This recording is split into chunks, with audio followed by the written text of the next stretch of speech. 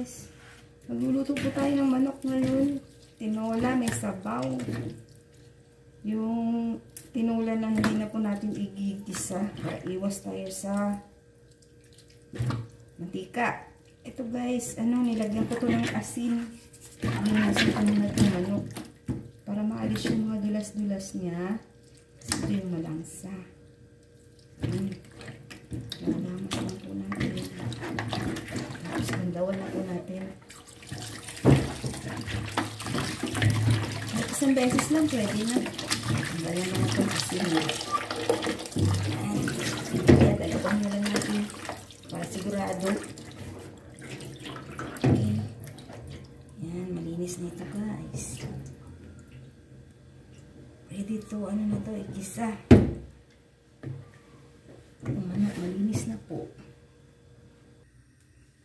Guys, ilagay na natin itong chicken.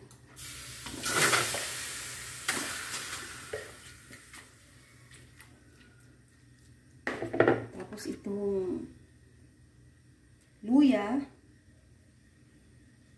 sibuyas. Yan guys. Tapos takpan po natin. Hanggang palabasin po natin yung mantika. Guys, sasanglaw natin.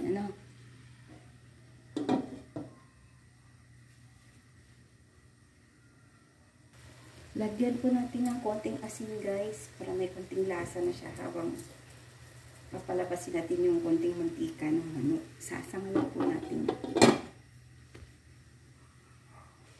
Siya nga pala, nilalagyan ko po ng konting suka.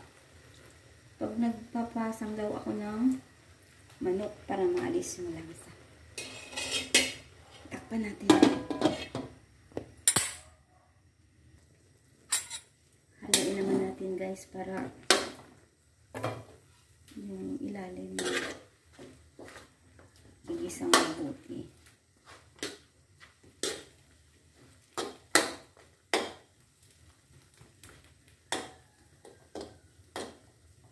Okay. Takpan natin ulit.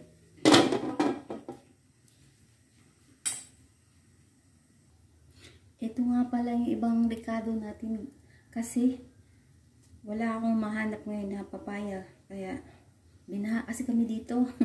Ito sayote, tsaka itong tanglad, tapos yung sili, pati sili guys. Wala na tayong green. Ito na lang mag-isa kaya tiyagaan na lang natin. Tapos itong hugas bigas. Ito guys, yung pangalawang hugas. Ito isasabaw natin mamaya. Tingnan na natin to. Uy, kaunti na lang tong guys. Medyo lumabas na yung mantika, oh. Tsaka patay na yung dugo. Kasi madaling malambot, mabilis lumambot ito. Kaya ilalagay na natin tong guys, sayote. Hindi matigas ito eh. Yan. Takpan natin ulit.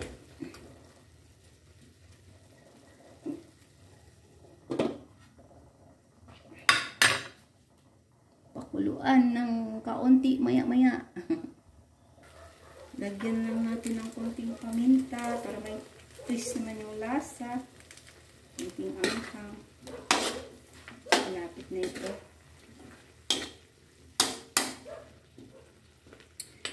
Maya-maya, hindi ko nang lagyan ng sabaw ito.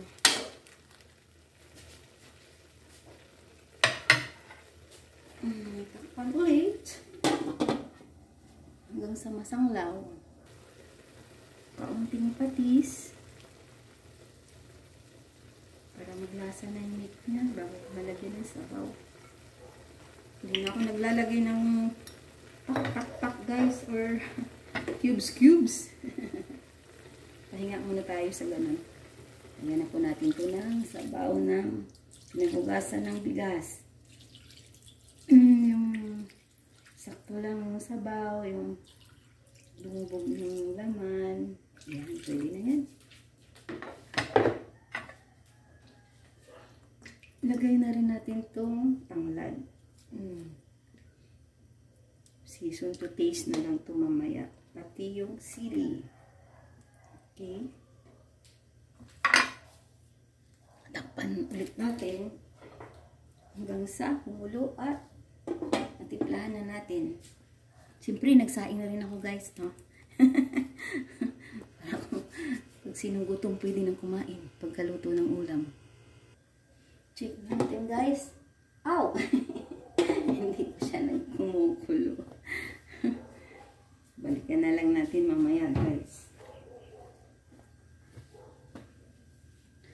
Salamat nga pala sa mga sumusubayba sa akin, yung aking channel, Ami DL Vlog. Please subscribe and share and comment naman po, like.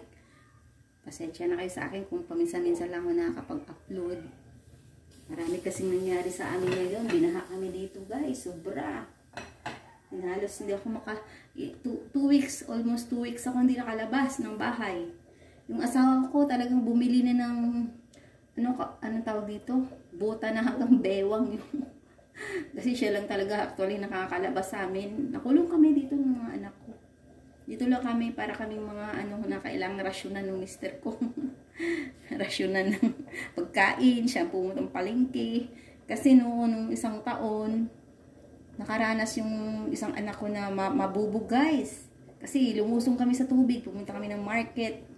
Doon sa highway pa yun ha. Siguro mayroong mga umiinom na hinagis yung buti. Ayun, nabasag. Ay naku guys, grabe. Mga 1 week din yung ano ko sa ospital kasi ang laki ng sugat niya sa paa. Mahirap na. Tingnan nga natin to. May tagal. Mukhang yung sabaw niya guys. Kasi nilagyan natin ng ng sinaing. Yung pangalawang hugas bigas. Kaya tingnan nyo. Hindi siya matawag dito, hindi siya malabnaw. Tapos wala po tayong gulay guys na ang mga dahon na green ngayon. Wala, namatay yung aking malunggay, namatay yung aking kamuti leaves, yung mga tanim ko dyan sa labas. Tinamad na rin akong pumunta sa market kasi malayo sa amin dito. Mga 18 minutes to 20 minutes guys na biyahe ang palengke. Parang dito sa amin. Kaya hindi ka basta-basta pag dyan ka man bumili sa mga tiyanggi at tindahan dyan, wala na. Pay-pay na yung talbos nila. Nako, ibibinta pa.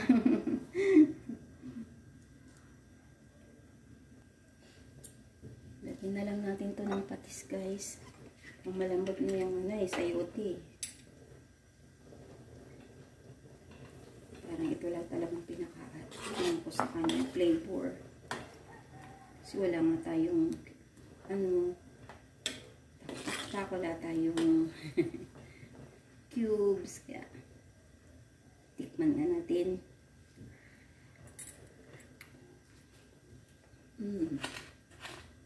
Kunting asin guys. Yan, luto na. Greenish pa yung sayote pero malambot na siya guys.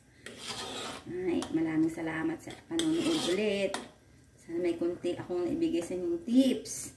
Yung paglagay ng suka habang sinasanglaw. Yan, yung paglilinis ng chicken. Lagyan mo muna ng asin. Tapos lalamasin mo ng ganyan hanggang maalis yung dulas. Tapos banlawan ng 2 beses guys. Kasi alam mo yung naka-stack doon, naka-standby sa market yung manok. Medyo marinate minsan talagang mahirap na. Kaya linisin natin mabuti. Last taste po. Sarap na guys. Sige, salamat sa panunood. Sa ulitin ha. Huwag kayong magsawa sa aking channel kahit paminsan-minsan lang ako nag-upload. Tsaka alam nyo na kung ano lang yung nasa mood ko na yung sa tingin ko pwedeng yung gusto kong content na i-upload. Yun lang po talaga. Hindi ko nga alam kung saan patutungan yung aking channel guys Pero anyway, salamat. Maraming salamat po. Ang tinula na walang malunggay or dahon sili.